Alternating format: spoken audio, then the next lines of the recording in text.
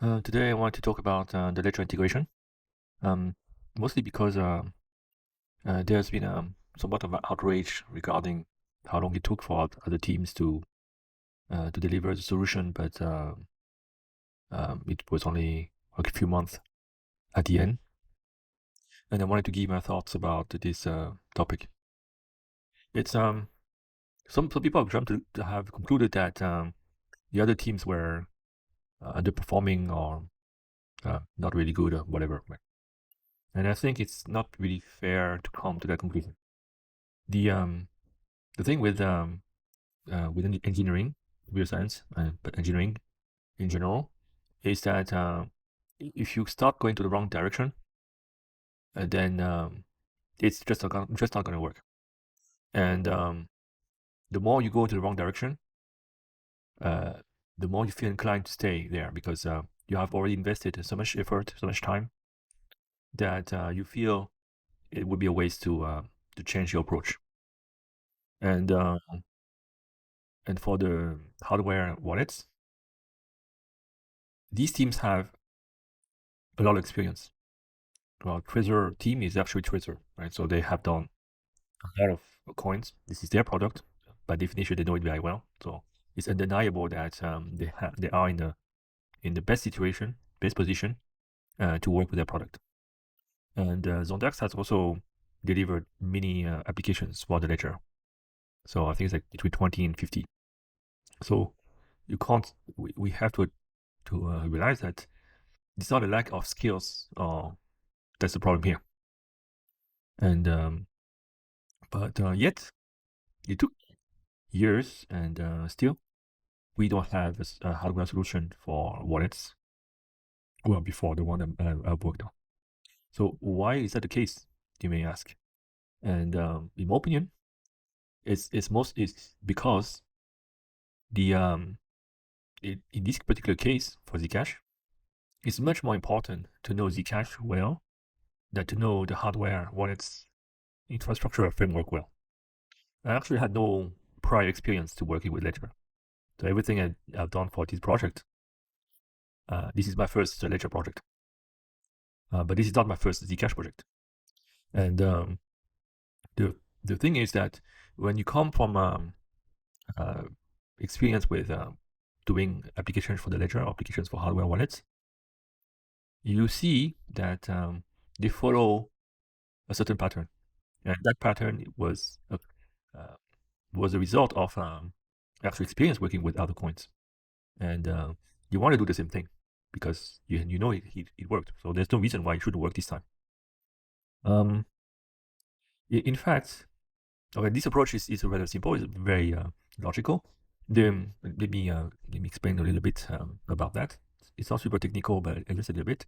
The hardware wallet is separated from the main computer. So the main computer will host the web wallet or the desktop wallet, which is in the case of Trezor, it's a Trezor Suite, and in the case of Ledger, it's called Ledger Live. And the purpose of these desktop applications is to form the transaction, a signed transaction, of course, and then send that to the ledger, to the hardware device. That hardware device will let the user verify that the transaction is correct.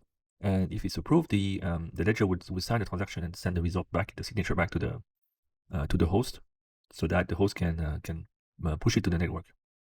So the main approach here is that the host will send the transaction, the unsigned transaction, fully to the hardware wallet, so that the hardware wallet can check that the transaction is as intended.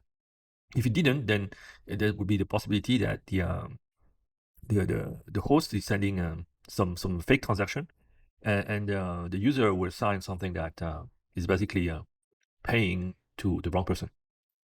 That's called blind signing. It's possible with Ledger, but it's obviously much less secure. And if your application only supports blind signing, it should be shown on the display of the device, and it's basically a last resort. So we don't want to, of course, we don't want to do that. And the main pattern, the main technique is to send a transaction. For the case of Zcash, this approach doesn't really work because transactions in Zcash are really complicated. And even if they're encrypted, they have ZK proof, they have a bunch of stuff that the hardware wallet will not be able to handle. And therefore, if you go with the try and tested method, you would then realize that it's extremely slow, or you run out of memory, you run out of resources, and things don't work from either from an engineering point of view, the device would crash, or if you manage to make it work, it has a lot of limitations. The transactions would have to be small, like for example, only 2 inputs, 2 outputs, um, and, um, and in general speaking, it's not something that at the end of the day you can really publish. So what's the issue here is that if you didn't know that Zcash is different, your experience with other coins actually is negative, leads you to the wrong route.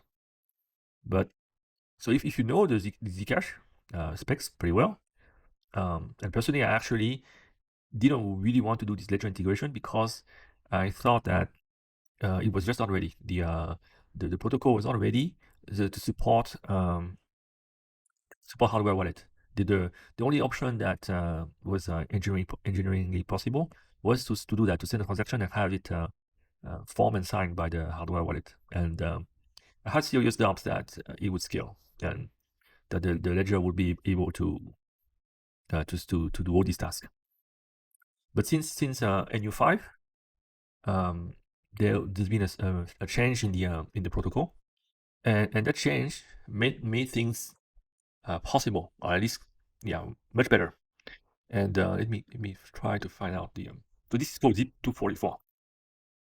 And if you take a look at that zip, let me see if I can bring it to the screen.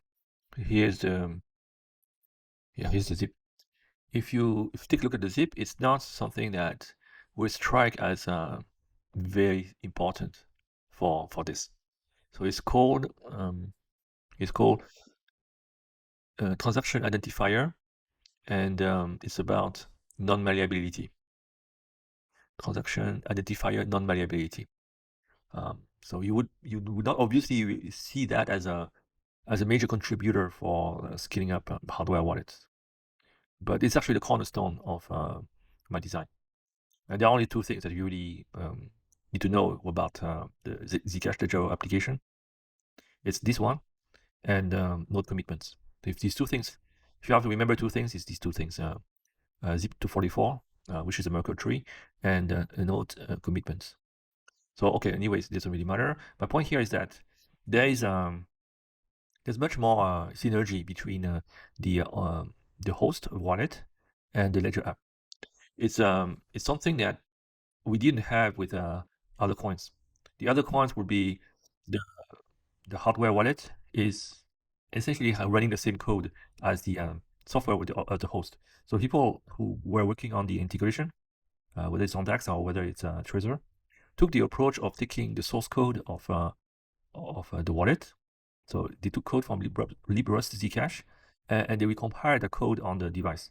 So for Trezor, they were more fortunate because the Trezor device that they are targeting is quite powerful. It's like the equivalent of a Nano X. So they keep the low range of the products. So they can recompile Rust into something that can run on the embedded device. For the case of Zondax, they started with Nano S, and with the Nano S, obviously you can't just take the code and recompile it. The code will be extreme, pulls too many dependencies, and it's too big. So they have to work around this limitation by rewriting part of the library in C. And you get to a situation where you have a mixture of Rust and C. Rust is not very well, it's a bit experimental for embedded devices for the ledger.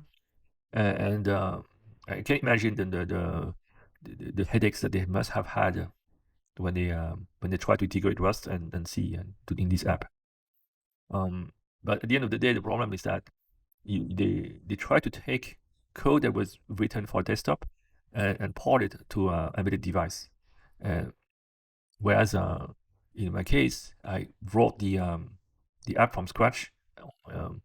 So of course I kind of ported the code. It's the same logic, right? The equations are the same, but it's not code that you just copy paste from from one library to another. You actually have to rewrite it in a way that suits the device, and it's all written in very well in optimized C. It's pretty handcrafted. So it may feel like it's more work, but at least it was very predictable. When I started working with on this project, I had a path in mind, and although the road was long, every day I could make steady progress, and every day I would write a few more functions and test them, and when they work, it's clear that they would be useful. In conclusion, I think that when it comes to Zcash projects, you need to be extremely careful and prototype as much as you can.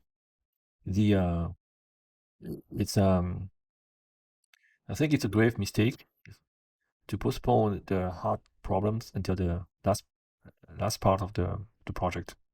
And these difficult parts, of course, it's part of experience to realize what they are. But it's usually around the issues of making a transaction. So it's synchronization and building a transaction. If you got these two things covered, the rest is fairly straightforward.